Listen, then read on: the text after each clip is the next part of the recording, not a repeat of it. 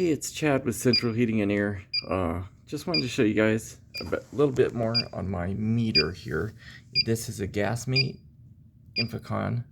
It does combustible gases, burnt and unburnt fuels. So I can just go a little bit.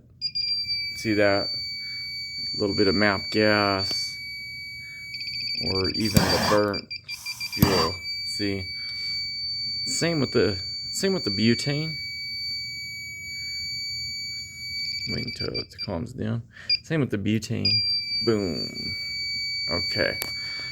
My question is methane. I want to put these aside. No tricks. Okay. So, had a Chipotle today for lunch.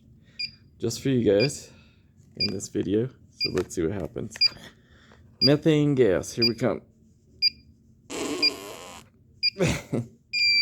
Oh shit. Okay, and it did work for sure. Wow. I guess it's combustible. Don't light one though. That can be bad. Just my disclaimer. I just thought about that. Don't go try to light them.